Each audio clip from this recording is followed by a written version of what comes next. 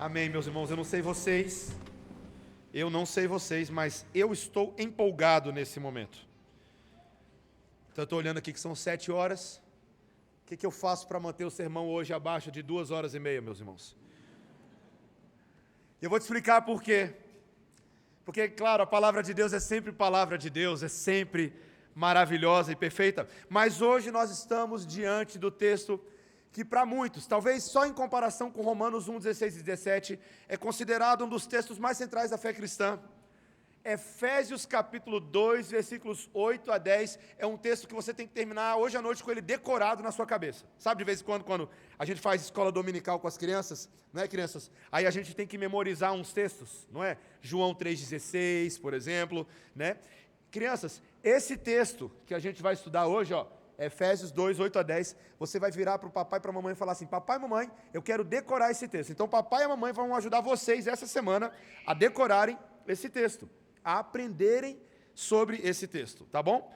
Então, meus irmãos, eu peço que você ouça com atenção. Eu prometo, o sermão não vai ter 2h30, fiquem tranquilos, tá? Mas eu quero que você ouça com muita atenção a leitura desse texto e que o Espírito Santo nos dê graça para compreendermos a centralidade da nossa fé nessa noite, com a palavra do Senhor que diz assim: porque pela graça sois salvos, mediante a fé, e isto não vem de vós, é dom de Deus, não de obras, para que ninguém se glorie, pois somos feitura dele, criados em Cristo Jesus para boas obras, as quais Deus de antemão preparou para que andássemos nelas. Como só são 3 versículos, então agora nós vamos ler todos juntos esses 3 versículos a uma só voz. Vamos lá, versículo 8. Porque pela graça sois salvos, mediante a fé, e isso não vem de vós, é dom de Deus. Não de obras, para que ninguém se glorie, pois somos feitura dele, criados em Cristo Jesus, para boas obras, as quais Deus de antemão preparou para que andássemos nelas. Amém. Abaixa a sua cabeça, vamos orar. Ó Senhor, obrigado pela tua bendita palavra. Nesses poucos versículos, nós temos aqui uma representação daquilo que é central na doutrina da salvação. Ó Espírito Santo de Deus, se ainda paira alguma dúvida na cabeça de qualquer pessoa nessa noite de como a salvação funciona, que esses versículos elucidem e iluminem nossos pensamentos, e que a tua voz ressoe poderosa através da palavra que o Senhor mesmo inspirou para a glória do teu nome, em nome de Jesus. Amém. Meus irmãos, uma das melhores coisas que tem na vida é ter conversas boas de crente com amigos crentes. Se você não tem amigo crente para ter conversa crente, arruma uns amigos assim, sabe? Amigos crentes têm coragem de falar, às vezes, coisas que outras pessoas não falariam. Como eles não estão preocupados em agradar, eles estão preocupados em falar verdades, muitas vezes a gente tem a oportunidade de ouvir algumas pérolas. E um desses meus amigos, há alguns poucos meses atrás, me surpreendeu com uma frase de que ele não se identificava mais como evangélico. Aí você ouve uma coisa dessa e fala assim: opa, como assim, cara? O que você quer dizer com isso? E veja, ele falou: Mateus, não tem nada a ver com isso. Eu continuo sendo crente, amo a Deus, estou na minha igreja, então não tem nada a ver com crer em Deus. Mas tem a ver com o que as pessoas hoje em dia compreendem quando ouvem a palavra evangélico. E ali eu entrei num embate com ele, né? Uma briga ali. Eu falei: cara, como assim? A palavra evangélico é uma palavra muito boa. Ele falou: Mateus, sim, mas você há de convir comigo que hoje, quando as pessoas falam a palavra evangélico, essa palavra não tem mais nada a ver com a compreensão do evangelho. E nós, então, entramos ali numa conversa de quase 3 horas de duração, sobre se as pessoas no mundo cristão hoje entendem o evangelho. E a gente começou a falar, vamos falar da compreensão dos assembleianos do evangelho, dos presbiterianos do evangelho, dos batistas do evangelho. Como ele é obreiro também, ele falou um pouco das andanças dele, eu falei das minhas andanças. E, meus irmãos, a gente teve que concluir, ao término da conversa, que é verdade que grande parte do mundo evangélico hoje, se você perguntar o que é o evangelho, essas pessoas não sabem responder, mesmo dentro de igrejas presbiterianas. Igrejas históricas como batistas, luteranos, metodistas, anglicanos, essas mesmas igrejas, assim como presbiterianos, muitas vezes têm se perdido nas muitas definições que o mundo dá sobre a fé, sobre a salvação. Para falar a verdade, meus irmãos, a palavra salvação já não está mais na moda. Salvação já não é mais um vocabulário presente em muitos púlpitos, porque hoje as igrejas evangélicas tem se tornado outra coisa. Conversão tem se tornado outra coisa. Essa semana mesmo, um desses coaches, influencers aí, de um desses sites de empreendedorismo, falou que ele tinha se convertido. E as pessoas, poxa, que interessante, você se converteu, o que você quer dizer? Ele falou, eu fui evangelizado por um pastor tal, outro pastor coaching, tá? E aí, esse pastor coaching disse para ele, e o meu amigo Pedro lembrou dessa história que eu já tinha ouvido, disse para ele que, basicamente, a Bíblia é o livro que mais fala sobre dinheiro. E ele ficou empolgado com aquilo e falou, então eu posso ser cristão? Porque eu gosto de dinheiro. E a Bíblia fala sobre dinheiro. Eu não sabia que a Bíblia falava tanto sobre dinheiro. E ele começou a verificar, né? Provérbios, de fato, fala sobre dinheiro. Ele, nossa, agora eu sou cristão. Será que ele é mesmo, meus irmãos? Ou será que ele é mais uma daquelas celebridades que, passado algumas semanas de empolgação, passado alguns posts no X ou no Instagram, daqui a pouco lá na frente, o testemunho vai continuar sendo testemunho de trevas?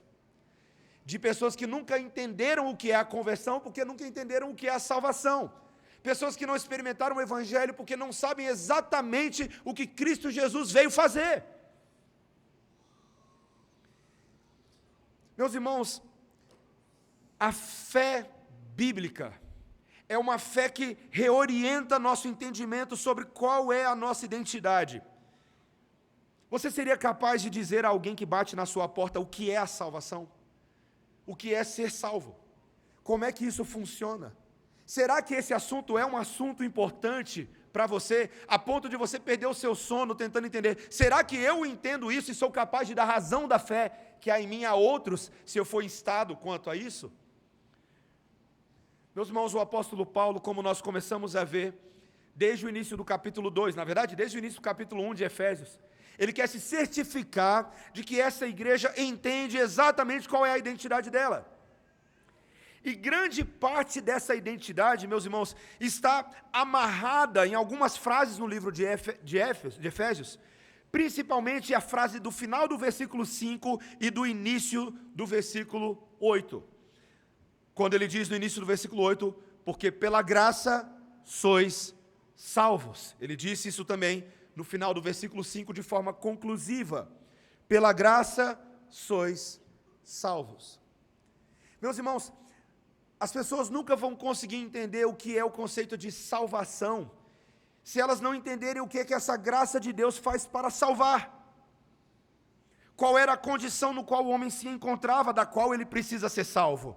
Meu pai morou um período na vida dele na Nova Zelândia para estudar inglês, e ele conversando com um casal ou com alguns irmãos lá, e falando um pouco sobre essa situação, uma coisa que eu nunca esqueci dessa história, pai, você contando sobre por que os neozelandeses acham que eles não precisam ser salvos. Porque eles olham para si próprios e falam, mas veja o nosso país, nós temos um dos maiores IDHs do mundo, nós temos tudo, nós temos carros, casas, o nosso pobre aqui anda com um carro bom. Salvo de quê? Não é o que as pessoas pensam. Os evangélicos falam de salvação. Que salvação? Nós estamos bem. Mas o homem sem Deus não consegue perceber o quão enfurnado na cegueira do pecado ele se encontra. Paulo, desde o início do capítulo 2, ele vem dizendo, o grande problema, e você pode voltar aí no início do capítulo 2 para você ver com seus próprios olhos, ele vos deu vida estando vós mortos nos vossos delitos e pecados. Vocês andavam outrora, vocês, habitantes da cidade de Éfeso, que agora creem em Cristo, vocês estavam mortos. Vocês outrora, versículo 2, andavam segundo o curso deste mundo, segundo o príncipe da potestade do ar, o diabo, que é o especialista em engano, e é o especialista em fazer você achar que você é salvo, quando na verdade você está condenado. Eu vou repetir para quem ainda não entendeu. O diabo é especialista em fazer você ter a sensação de que está tudo bem, quando na verdade você está em guerra contra o Criador e nem percebe. Quando você está no meio do terremoto da ruína da sua própria perdição. E esses que estão cativos, com essa névoa diante dos olhos deles, quando está enevoado, né, você não consegue ver nada. Eles estão na cegueira do pecado. O versículo 3 diz que, entre os quais também todos nós andamos outrora, segundo as inclinações da nossa carne, fazendo a vontade da nossa carne e dos pensamentos, e éramos por natureza filhos da ira, como os demais. Mortos, perdidos, filhos da desobediência, filhos da ira. Em outras palavras, está se afogando e nem sabe como. Está perdido e nem sabe qual é o rumo de casa. Vive correndo atrás do vento, tateando para ver se porventura possa encontrar, mas não sabe de onde veio, nem para onde vai. Está cheio de gente assim no mundo, gente. Olha para esse mundão aí. Olha para esse mundo ao redor de vocês, as pessoas estão perdidas. O ser humano do século 21 se acha tão sábio, tão elucidado, tão conhecedor. Está morto. Está morto. Mas eu e você vimos aquela frase, a mais importante de todas, talvez de todas as escrituras, o ponto de virada, as primeiras duas palavras do versículo 4, quais são mesmo? Que a gente ficou repetindo no último sermão. Mas Deus. Mas Deus observando toda essa condição humana, sabendo que um morto não tem condições de se ressuscitar, então ele fala, mas Deus. É o equivalente de Paulo de Gênesis capítulo 1, versículo 1, quando a Bíblia diz, disse Deus, haja luz e houve luz. Então, meus irmãos, Deus sendo rico em misericórdia, por causa do grande amor que Ele tem pela sua própria criação, Ele decidiu nos dar vida juntamente com Cristo. Essa é a doutrina da graça da salvação.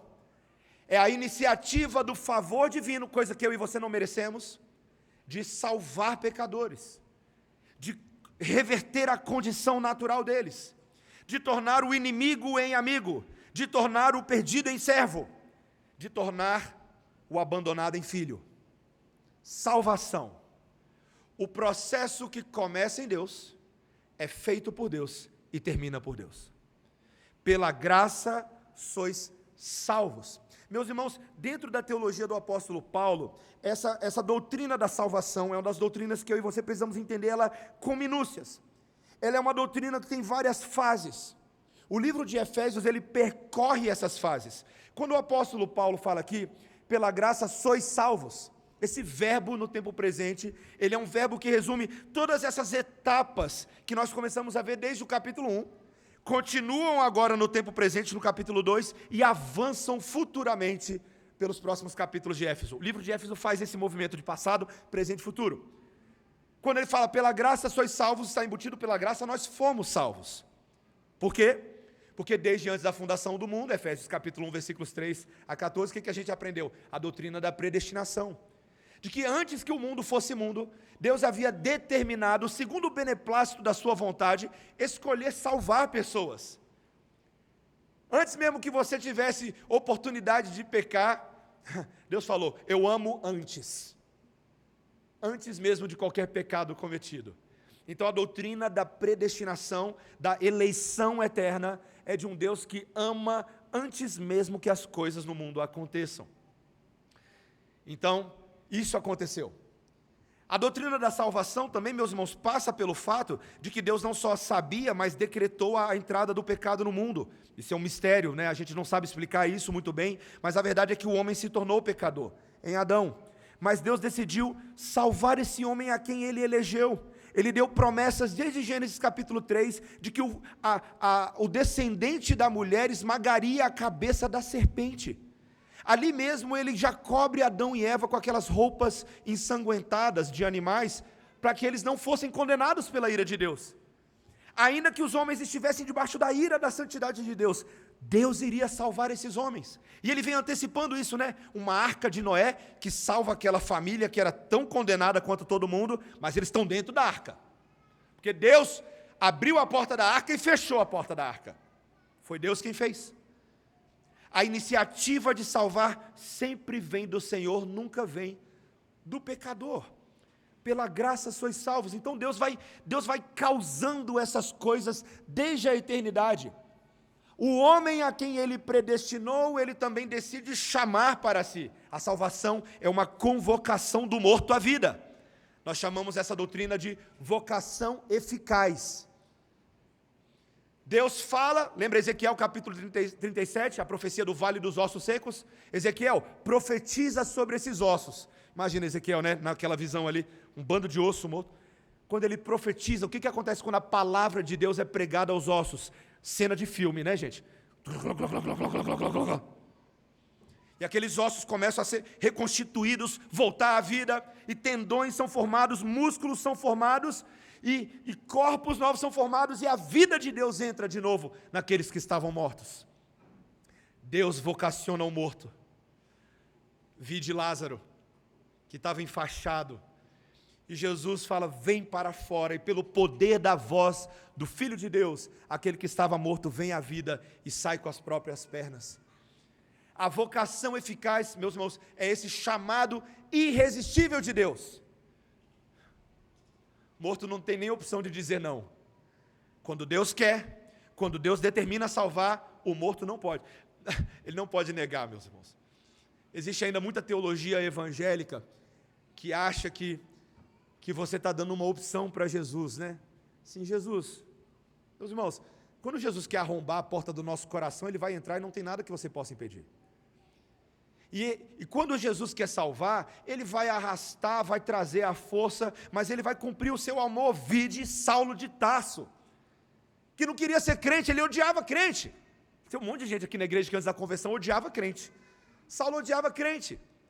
Mas Deus, sendo rico em misericórdia, por causa do grande amor com que Ele amou Saulo de Tarso, derrubou ele no caminho para Damasco. Meus filhos adoram cantar a musiquinha. Lá se vai Saulo em seu cavalo, perseguindo os cristãos. Mas Deus tinha um outro plano para ele. E a luz do Senhor brilhou sobre a vida e sobre a alma dele. E ele creu. E aquele que perseguia, agora é perseguido.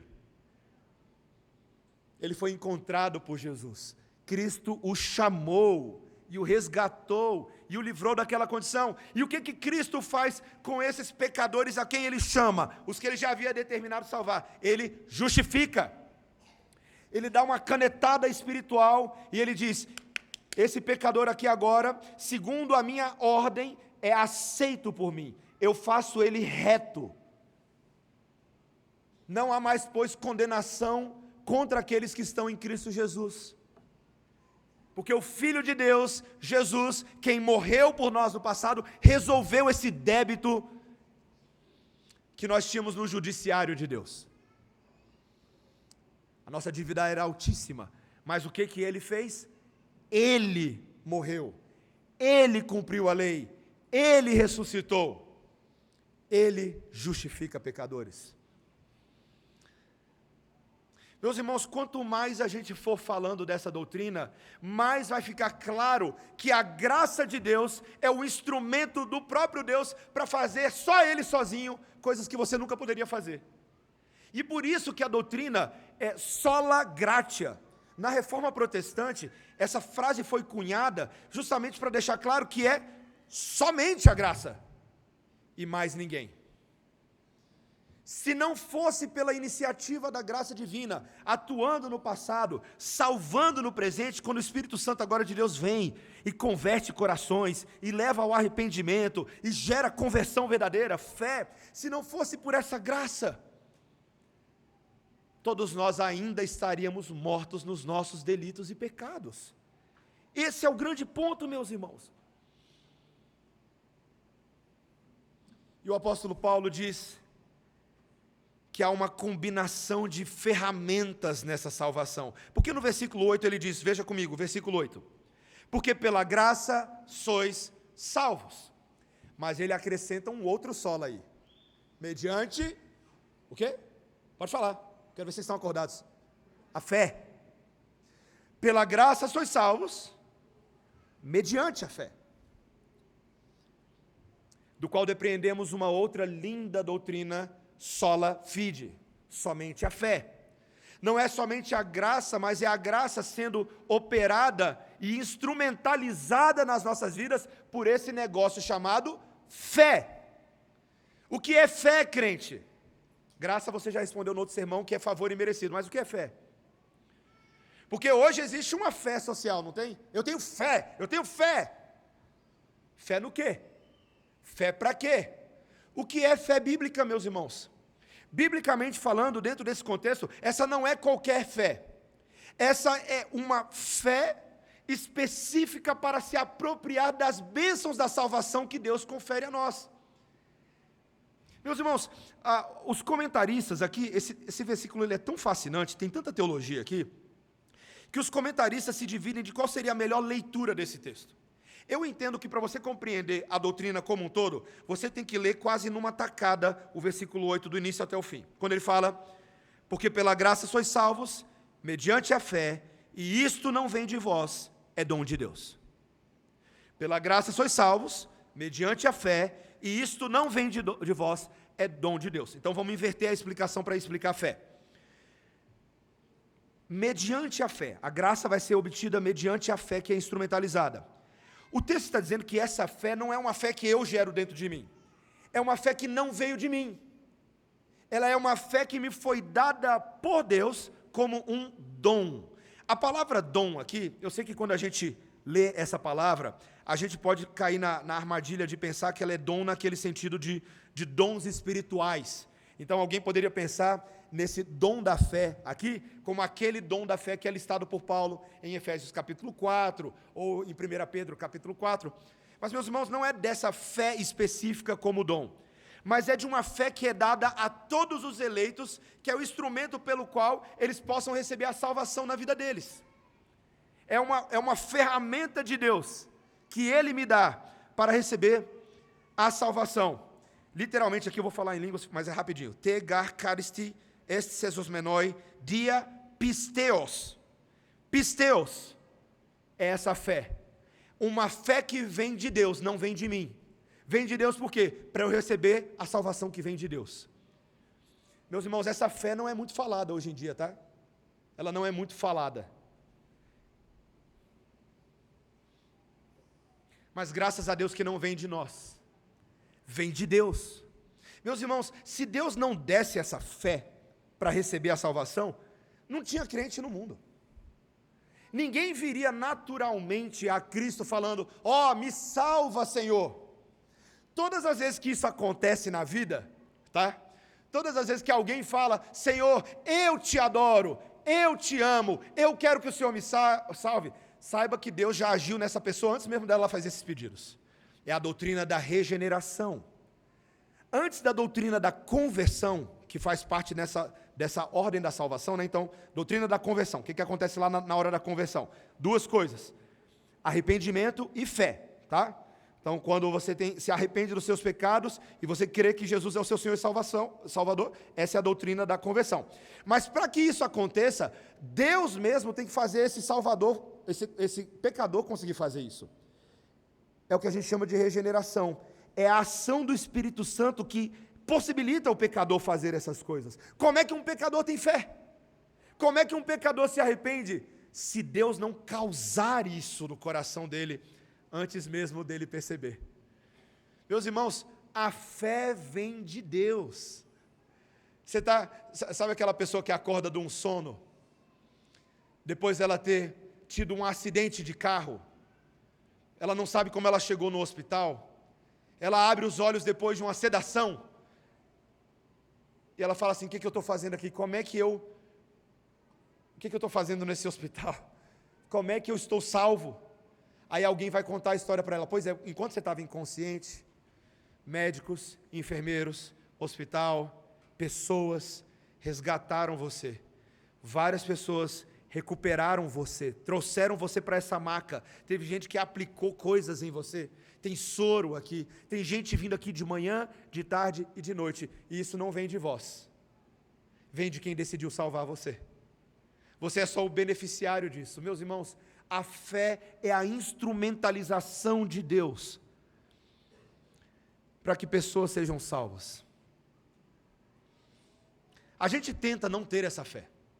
Como nós somos teimosos e por natureza o nosso velho homem às vezes tenta lutar contra essas coisas, todos nós dentro do nosso coração é mais parecido com o filho pródigo do que o que a gente imagina. Lembra do filho pródigo? Estava na casa do pai, tudo indo bem, mas ele fala, quer saber, cansei, não quero isso, não quero mais ser filho do meu pai, me dá a minha herança em vida aí, para mim você está morto, dá a minha parte da herança, que eu sei o que é melhor para mim. E ele tenta se afastar, e ele vai, ele gasta todo o dinheiro dele, o pai permite aquilo, ele gasta com prazeres mundanos, e a Bíblia vai nos contar então que o dinheiro acabou e veio uma grande fome naquela terra, de tal maneira que para não morrer de fome, ele vai para um cuidador de porcos e pede, eu posso cuidar dos porcos para que eu tenha o que comer, para comer a comida dos porcos. E ele vai. Ele está lá, comendo comida de porco. Mas qual pensamento de repente vem de volta à memória do filho pródigo? De que ele nunca deixou de ser filho. Filho. Dentro daquela parábola ali, é como se o Espírito Santo estivesse relembrando ele, fazendo voltar à memória a verdadeira identidade dele, incutindo fé nele para ele ter coragem de se levantar daquele lugar e voltar para a casa do pai e falar assim, pai, pequei contra o Senhor, contra Deus e contra o Senhor, eu já não sou digno de ser chamado seu filho. Mas meus irmãos, a parábola do filho pródigo é a ótica de Deus em relação aos pecadores, é Deus falando, eu já sabia disso, tu é meu filho e nunca deixou de ser filho, quem te incomoda naquele porqueiro sou eu mesmo, quem faz a fé acontecer para você voltar, se arrepender, se converter dos seus maus caminhos, sou eu mesmo. Meus irmãos, a fé é uma coisa maravilhosa, porque Deus, conhecendo que nós somos pó, que nós somos barro, Ele salva e Ele converte. A fé é um instrumento do Senhor, para que nós possamos receber a salvação, meus irmãos. Pela graça sois salvos, mediante a fé, e isso não vem de vós, é presente de Deus. Presente do Senhor. Presente é isso, presente é aquilo que é dado não por constrangimento. Presente é aquilo que é dado por amor, por desejo de fazer o bem. Deus dá o presente maior de todos. Qual é o maior presente que você já ganhou na sua vida? Se eu fizesse essa pergunta para você, você tentaria pensar nos seus aniversários, tentaria pensar naquele Natal que você ganhou aquele presente, que depois aquilo, você fala assim, nossa, esse foi o melhor presente de todos. Será mesmo que foi? Se a resposta pronta dos seus lábios não for que o maior presente que você recebeu na sua vida é a salvação, vem no meu gabinete terça-feira para a gente conversar. A gente está precisando dar uma refrescada na sua memória. Eu não sei se você lembra que você estava morto. Eu não sei se você lembra que você era um cadáver. Eu não sei se você lembra que você era inimigo de Deus. Eu não sei se você lembra que você era filho do diabo. Eu não sei se você lembra que você estava sob ira e em guerra com o Criador. Mas Deus te salvou. E quando então você entende o que aconteceu, e que você sai do outro lado vivo, meus irmãos, essa doutrina faz cair por terra qualquer orgulho humano. Versículo 9, veja comigo. Não de obras, para que ninguém se glorie. A fé e a graça da salvação, elas são dádivas do Senhor e não de obras, para que ninguém se glorie. Um dos grandes problemas, meus irmãos, desde a queda de Adão, é que a tentativa contínua do homem é voltar para o Éden, voltar para a graça de Deus, voltar para aquele estado de comunhão com o Senhor, pelo seu próprio esforço. Vide Caim e Abel. Caim está tentando ganhar a favor de Deus, tentando de alguma maneira provar o seu valor para Deus. E quando Deus fala que isso não é suficiente, Caim se revolta contra Deus, ele mata seu irmão. Quando nós olhamos para os relacionamentos dos filhos de Abraão, baseado em justiça própria. Quando nós olhamos para Jacó, que tantas vezes tentou provar o seu valor fazendo coisas para provar o seu valor, suas obras. Jacó era o especialista em arranjar atalhos para se dar bem na vida, não é verdade? Jacó, meus irmãos, Jacó é daqueles assim, se você quer dar um exemplo de uma pessoa, como uma pessoa não se salva, olhe para Jacó. Jacó é terrível. Jacó é alguém que está tentando se salvar o tempo inteiro, e talvez a expressão que eu preciso usar não seja salvar, mas é livrar a sua cara, salvar a sua pele, aquele egoístinha, obstinado, que o tempo inteiro tenta dar jeito para as coisas. Eu vou me dar bem. Até que Deus começa a mostrar para Jacó que o caminho dele não vai dar em nada. Quando ele quer casar com uma, tem que trabalhar 7 anos. Aí dá a outra, tem que trabalhar mais 7 anos. E os esforços de Jacó de tentar estabelecer sua identidade não dá em nada. Não dá em nada. Mas então teve uma certa noite, que Jacó já se afastando do seu sogro Labão, por causa daquela briga, ele já no caminho para se encontrar com o seu irmão, a respeito de quem ele havia ouvido. Seu irmão vem por aí, ele vai te encontrar, viu? Você lembra dele, Esaú? Mas no caminho, Jacó teve uma luta com o próprio Deus. Ele batalhou com Deus no meio da noite. E essa batalha com Deus foi uma batalha para provar para Jacó que o jeito de Jacó não funciona.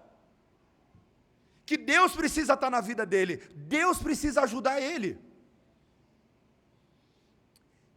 E aquela lesão na base da coxa que o faria mancar pelo resto da vida, o lembraria de que ele não é mais Jacó, ele é Israel, que é pela graça de Deus e não pelo orgulho jacobiano que ele ia chegar a lugar algum. Meus irmãos, eu e vocês temos ainda uma grande tendência ao orgulho jacobiano quando se trata da doutrina da salvação. A gente acha que foi, a gente. E aqui agora eu vou apelar, então prepara. A discussão entre calvinismo e arminianismo é um pouco mais séria do que você imagina. Sim, nossos irmãos arminianos são nossos irmãos.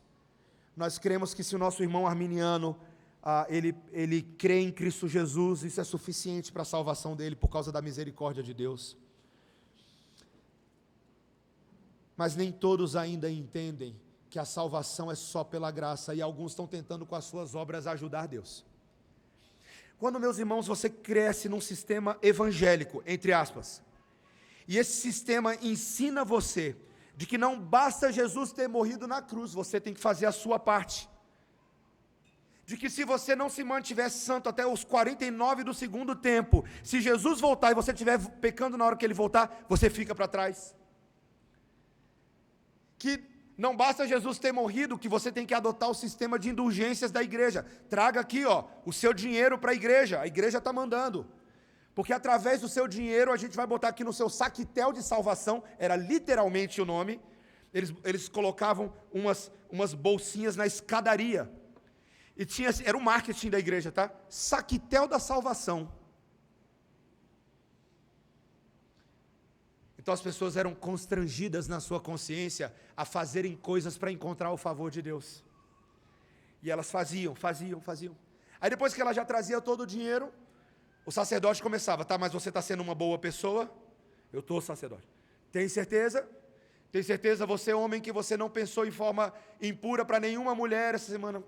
Sacerdote, eu fiz isso. Você sabe que eu tenho aquela vizinha, eu fiz isso.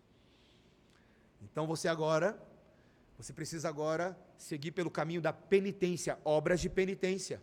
Porque se você não fizer essa penitência, Deus não vai te aceitar. Você agora precisa expurgar todo esse mal, de onde vem o conceito de purgatório, seria a ideia de um lugar onde a pessoa possa, num estado temporal, expurgar aquilo que ela não deu tempo de expurgar na terra. Então ela não pode ir direto para o céu, porque ela ainda tem muito problema para resolver dentro dessa doutrina do limbus patrum da igreja católica. Então ela vai para lá para ficar expurgando. Então o povo fica aqui na terra orando para ver se expurga. Faz oração para ver se expurga. Meus irmãos, que desgraça de salvação é essa? em que é pregado ao homem que se ele não fizer por onde, Deus não salva. Que se ele não for bom o suficiente, Deus não salva. Que se ele não tocar no louvor, e se ele servir na mesa da ceia, e se ele não for uma pessoa, Deus não vai salvá-lo. E assim vai se perpetuando entre os evangélicos. Eu não estou aqui para falar de católico romano hoje à noite. Eu estou para falar dos evangélicos. Que evangelho é esse de escravidão da salvação? Condicionada a você ser uma boa pessoa. Esse evangelho é nojo para Cristo. É blasfemo aos olhos de Deus. E milhares de igrejas evangélicas no nosso país ainda vivem esse evangelho. Que não é evangelho coisa alguma, se Paulo está certo em Gálatas capítulo 1, versículo 6. Isso é anátema. Que vida é essa com Cristo que você nunca tem certeza se você é salvo? Que vida é essa, irmãos? Que você não sabe. Pela graça sois salvos, mediante a fé, e isso não vem de vós, é dom de Deus, não de obras, para que ninguém se glorie.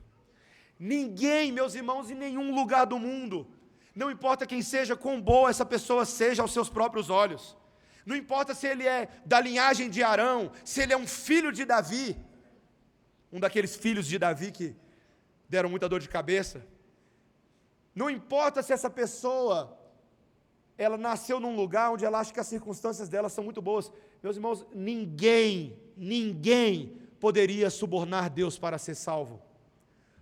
Todos pecaram e carecem da glória de Deus.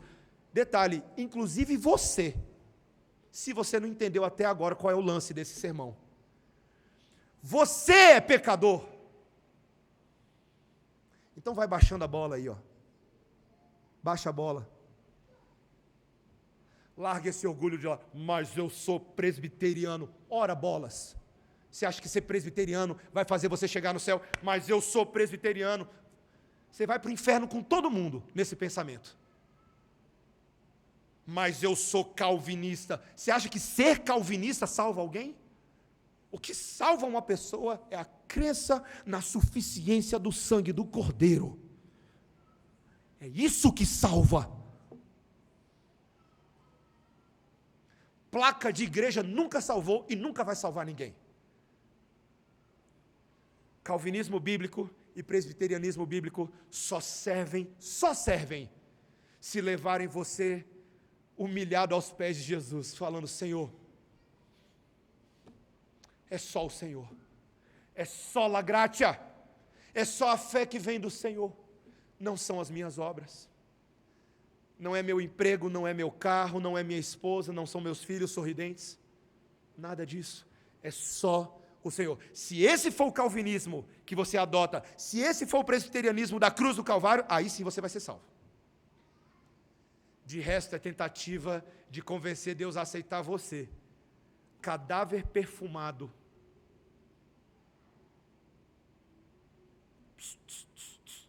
mas ainda é cadáver. O único que tem poder para ressuscitar mortos é Cristo Jesus, meus irmãos. É a crença na obra dele, para que ninguém se glorie. Eu gosto logo que Jesus, ele já fala, não faça acepção de pessoas, então todo mundo está condenado, ninguém pode se gloriar, só Jesus pode dizer, eu sou Deus, eu fiz tudo o que precisava ser feito, e eu inclusive amei os pecadores e morri por eles. Quando você vê o que Jesus fez por você, pecador, e ele ressuscitou por você, pecador, aonde vai o nosso orgulho, meus irmãos? Manda o seu orgulho passear, Jesus morreu por você. Tchau, orgulho, não tem lugar aqui, desculpa, Jesus morreu por mim. Essa é a doutrina da salvação, essa é a doutrina da graça, igreja. Para que ninguém se glorie, para que não haja soberbo e orgulhoso no nosso meio. Se você é uma pessoa, deixa eu falar bem claro, se você é uma pessoa soberba, se você é uma pessoa orgulhosa, talvez você não pense isso sobre si mesmo. O pior orgulhoso é aquele que não acha que é orgulhoso, então só para deixar claro. Mas você precisa começar a ouvir as pessoas. Você precisa começar a ouvir a palavra de Deus, que está tentando tratar o meu e o seu orgulho. Não seja soberbo. Desista do seu jeito de fazer as coisas, porque nós somos salvos pela graça, e se é pela graça, você não é melhor do que ninguém, e ao mesmo tempo Deus pode fazer por qualquer outra pessoa a mesma coisa que Ele faz por você. É de graça. Graça é assim, meus irmãos. Eu quero terminar o meu sermão contemplando não o lado negativo dessa equação, mas eu quero ajudá-lo a entender de uma vez por todas, meus irmãos, que para você entender a doutrina da salvação, você tem que olhar para o que Jesus está fazendo. Vamos fazer um exercício de finalização de sermão, de último ponto? Esquece um pouco as coisas que você faz e fez. Você se acha muito importante. Você se acha a última Coca-Cola do deserto, você não é nada. Vamos começar a olhar um pouquinho para o que Deus faz nesse negócio chamado salvação. Tira os olhos do seu umbigo e olhe para o Criador. O versículo 10 diz, olha aí, versículo 10. Pois somos feitura dele. Somos feitura dele. Literalmente aqui, meus irmãos, autor, gar, esmen, poema. Poema, feitura. Poema é literalmente esse trabalho de um artesão. A gente não está pregando em Êxodo, está pregando em Êxodo, e lá no tabernáculo você tem vários artífices que são empregados para fazer coisas específicas. Por exemplo, o incenso sagrado, você precisava de um perfumista para fazer aquilo. O óleo sagrado, precisa de alguém que saiba combinar aqueles ingredientes corretamente e fazer aquela arte. A pintura, os tecidos do tabernáculo, a construção. Você precisa de pessoas especializadas para fazer aquelas coisas. É o que a Bíblia está dizendo que Jesus faz em relação a nós. Nós somos a obra do artesão, do tapeceiro, do artífice. Jesus, meus irmãos, nesse processo eterno, bem antes do mundo ser mundo, antes da fundação do mundo, ele já vinha trabalhando, ó.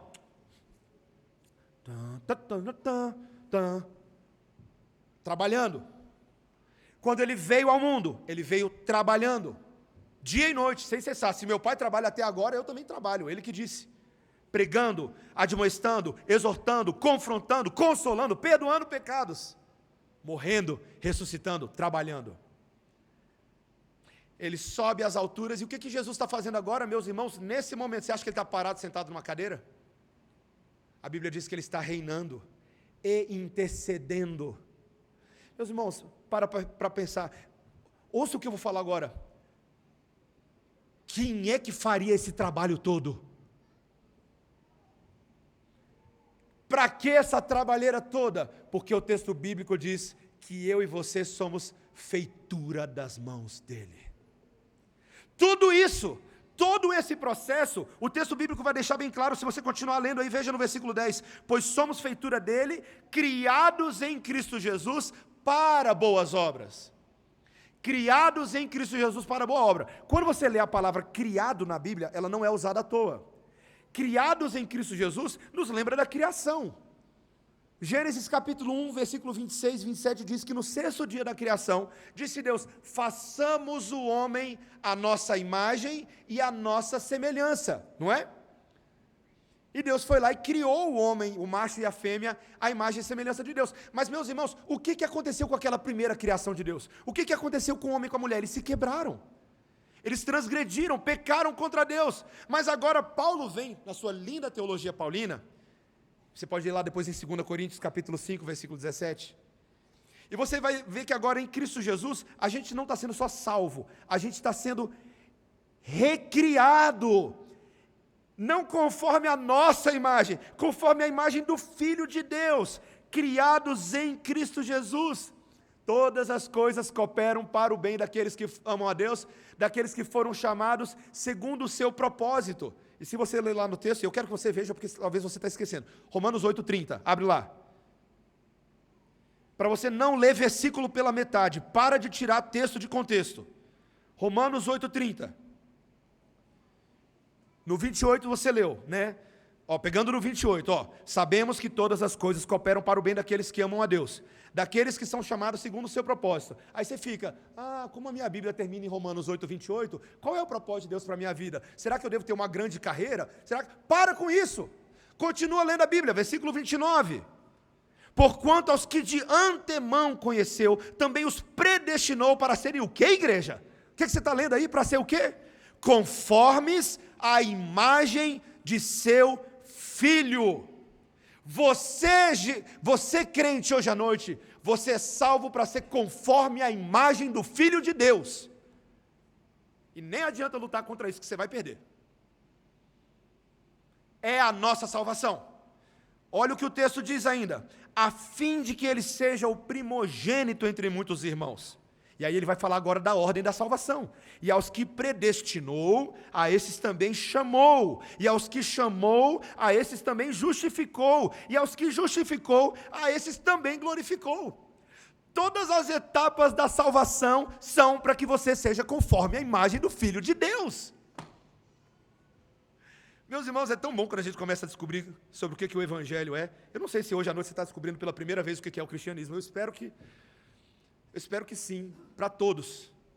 Se você já sabia, glória a Deus. Se você ainda não sabia, seja bem-vindo ao cristianismo. Esse é o cristianismo. Essa é a fé bíblica. Sermos conforme a imagem do Filho de Deus. Ele foi capaz de te predestinar, de te convocar, de te justificar, de te adotar, de te santificar e vai te glorificar para que você seja conforme a imagem do Filho de Deus. Isso é maravilhoso, meus irmãos. Então, quando você volta em Efésios, capítulo 2, e eu termino com isso. Volte em Efésios, capítulo 2, por favor, versículo 10.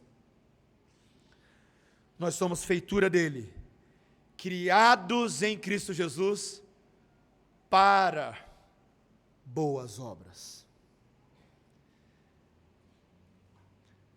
Ele dá ainda um detalhezinho. Essas obras as quais Deus de antemão preparou para que andássemos nelas. Meu irmão, você não é salvo pelas boas obras. Você é salvo para as boas obras. Alguns aqui na igreja já ouviram esse jargão várias vezes, a gente fala, mas eu acho que a gente esquece às vezes. Eu não sou salvo pelo que eu faço, eu sou salvo pela graça. Mas agora eu sou salvo para que dentro dessa graça eu possa viver as obras que Jesus preparou para mim de antemão.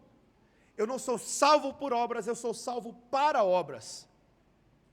Eu sou justificado para, eu sou salvo para. E o que é esse para? Tudo o que Deus ordenar eu farei. Esse é o para. O que quer que Deus diga na sua palavra que eu devo fazer, esse é o para, essa é a finalidade, esse é o propósito. Eu e você devemos descobrir os frutos que advêm da nossa salvação. Meus irmãos, os reformadores foram capazes de dizer que as pessoas são salvas pela fé somente. Esse é o solo da reforma, a fé somente. Mas os próprios reformadores afirmaram que essa fé não é somente a ponto de ser desacompanhada dos seus amigos. E os amigos da fé são os frutos que a própria fé produz. Se alguém é salvo por Jesus, essa fé vai gerar frutos de Jesus. É assim. Boas obras. Meus irmãos, a mais falsa acusação que pode haver contra o calvinismo bíblico é a acusação, e eu já ouvi isso de um amigo meu, tá? Falando assim: Mateus, o problema de vocês calvinistas é que vocês falam, uma vez salvo, sempre salvo. Já ouviram isso antes, né? Uma vez salvo, sempre salvo. Mas, Mateus, isso é uma grave ofensa a Deus, porque se você falar isso para as pessoas, elas vão achar agora que elas não precisam fazer mais nada.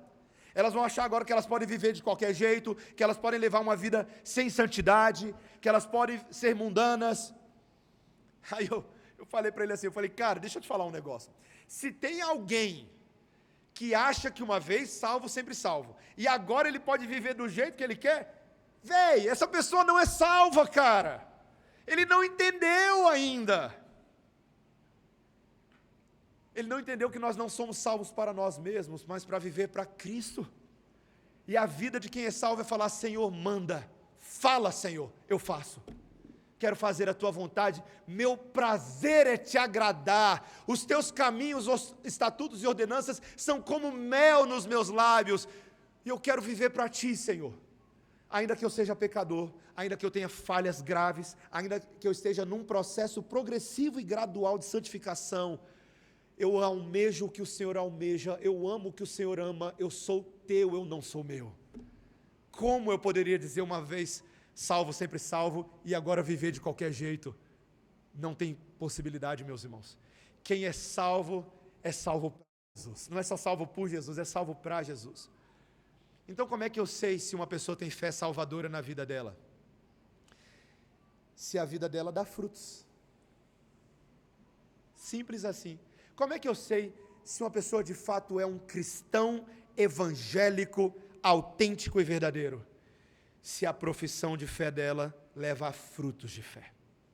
Frutos de fé. Pelos frutos você conhece a árvore.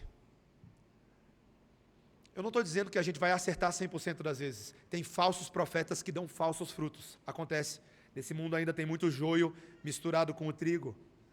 Mas, meus irmãos, na vida de um crente normal, se você crê em Jesus, se você foi salvo por Jesus, então você tem que dar fruto para Jesus. Tem muito fruto. Na verdade, tem um fruto com vários gomos. Sabe? Você sabe qual que é a laranja do Espírito Santo? Você sabe qual que é a laranja do Espírito Santo? Qual que é o gomo? Amor. Aí tem outro gomo aqui, ó. Alegria. Tem outro aqui, ó, paz, bondade, benignidade, fidelidade, mansidão, domínio próprio. Contra essas coisas não tem lei, meus amigos. É o fruto do Espírito. Prático, real, deleitoso a quem faz uso dele. Como é bom ser uma árvore frutífera, uma fé que leva uma árvore frutífera, e outras pessoas podem chegar e pegar um frutinho de você, né? Fala assim, rapaz, eu estou com tanta fome. Aí você fala assim, vem cá, ó. Vem cá, eu estou frutificando, vem comer comigo aqui, ó, vem cá. Está cheio de fruto.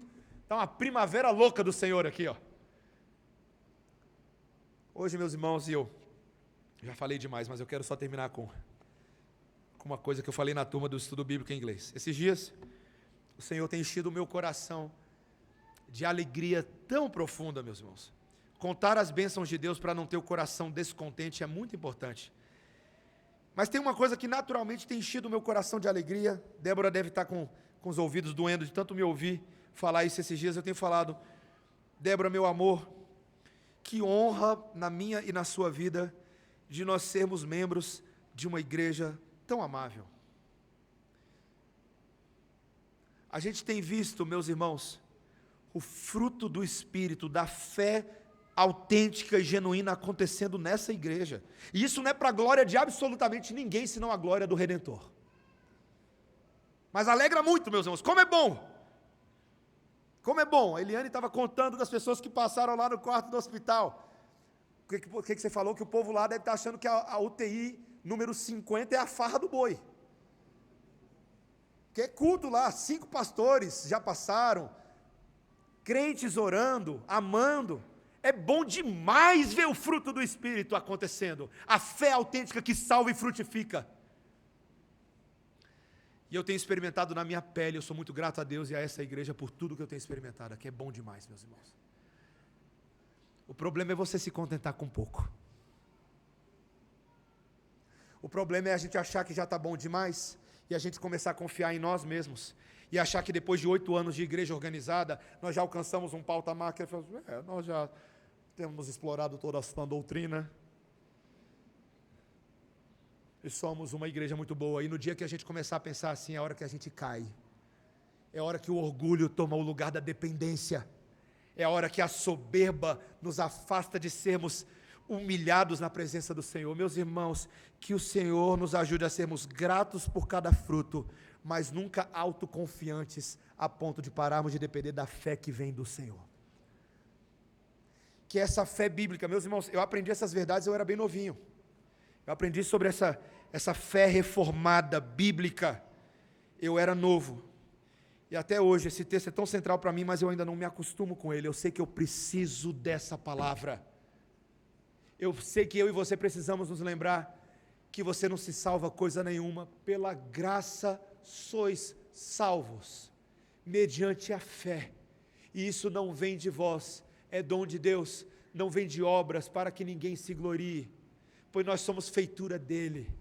Nós somos criados em Cristo Jesus para as boas obras, as quais ele de antemão preparou para que andássemos nelas.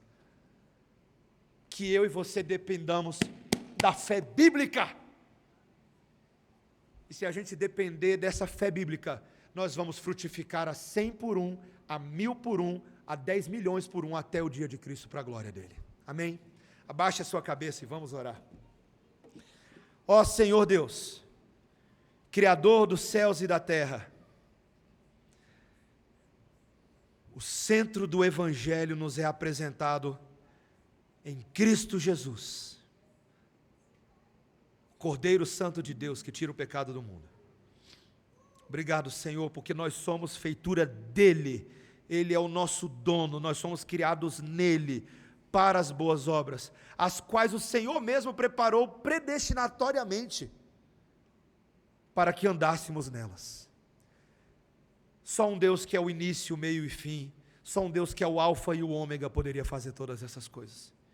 Então confiamos em Ti, Senhor, que conhece o nosso passado, o nosso presente e o nosso futuro, que nos salvou no passado, nos sustenta no presente e nos preservará até o dia de Cristo. Obrigado, Senhor, obrigado. Ensina esta igreja a frutificar, Senhor. Remove a nossa autoconfiança. Livra-nos da justiça própria e da soberba dos olhos.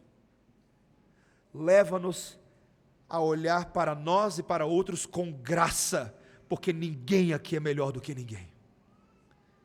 Que a graça do Senhor Jesus Cristo seja o nosso moto de vida e o nosso vigor, em nome de Jesus. Amém.